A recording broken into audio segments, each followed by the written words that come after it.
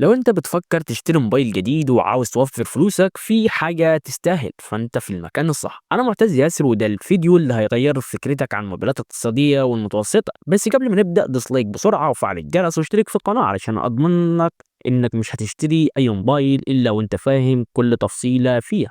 انا كنت فاكر ان سامسونج خلاص بقت بتكرر نفسها في سلسلة الاي، بس لما جربت الاي 36 اتفاجأت. الموبايل ده مختلف، مطور بجد، وفي حاجات اول مرة اشوفها في الفئة دي، وسعره خلاني اقول لك دي من اكتر المرات اللي سامسونج قدرت تسعر فيها الموبايل صح.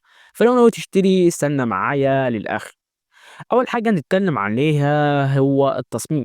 سامسونج غيرت كتير في التصميم، الشاشة بقت أكبر والنوتش أصغر شبه اللي في ال A56 الأغلب. الظهر هنا زجاج مش بلاستيك زي المنافسين، والكاميرات بقت جوه فريم واحد. سمك الموبايل حوالي 7.44 ملي ونحيف جدا وخف بحوالي 15 جرام، وموبايل مقاوم للمية بالمعيار الاي بي 67، يعني يستحمل الغطس. وتاني حاجة الشاشة هنا جاية بسوبر أموليد، حجمها زاد ل 6.7 إنش و120 هرتز، تردد عالي بيخلي تصفح سهل وسلس. والإضاءة بقت 1200 نت، قوية جدا، والتجربة البصرية ممتازة. الشاشة دايما شغالة لو حبيت تشوف الساعة أو الإشعارات. وتالت حاجة المعالج والأداء. سامسونج أخيرا ثبت إكسينوس وجابت سناب دراجون، أداء قوي ومستقر جدا وبيطمن المستخدمين. كوالكوم سناب دراجون 6 جين الأول، وجاية بأندرويد 15 مع واجهة وان يو اي 7. تجربة سريعة ومريحة في التصفح والتنقل، هيدعم التحديثات لمدة سنتين كمان. رابع حاجة تجربة الألعاب. ببجي بيشغل ببجي على 60 فريم اتش دي ار بدون لاج، وكول اوف ديوتي كول اوف ديوتي دي شغالة على ماكس فرام رايت، أعلى أداء، والمعالج بيولد حرارة أقل، وده حاجة مهمة جدا في الجيمنج. نيجي بقى وخامس حاجة معانا الشحن.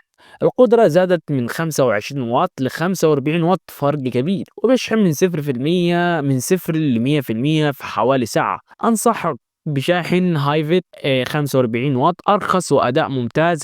وسادس حاجة المكالمات، بيدعم الايسيم الشريحة الإلكترونية، واي فاي كولينج، المكالمات واي فاي شغالة في مصر، في تسجيل مكالمات بدون ما يبلغ الطرف الثاني، والشبكة قوية وصوت نقي، وفي مايك لعزل الضوضاء. وسابع حاجة الصوت والفايبريشن، سماعات ستيريو وصوت واضح وعالي، ودوبلي اوتوميس بنفس موتور الاهتزاز الذكي اللي كان في الاي 35، ممتاز في اللمس والتفاعل. تاني حاجة الكاميرات هنا الكاميرا الخلفية 50 ميجا بكسل، معالج ألوان ممتازة بس أهدى من ال A35. كاميرا واسعة 8 ميجا بكسل كويس جدا وبتفرق معاك في ال HDR والتفاصيل. والنايت مود هنا الوضع الليلي شغال على الكاميرتين. والكاميرا الأمامية بتصور على 4K و30 فريم في الثانية، جودة ممتازة، وكمان في تثبيت بصري. وبس كده، لو بتدور على موبايل تصميم ممتاز، شاشته تحفة، أداء مستقر، وكمان فيه مميزات مش هتلاقيها عن المنافسين في الفئة دي، يبقى ال A36 اختيار قوي جدا. بس استنى شوية، في فيديو تاني جاي قريب إن شاء الله هقول لك فيه على كل العيوب اللي لاحظتها بعد استخدام طويل. بخليك جاهز ومتنساش تشترك في القناة وفعل الجرس عشان يوصلك كل جديد. ويلا سلام.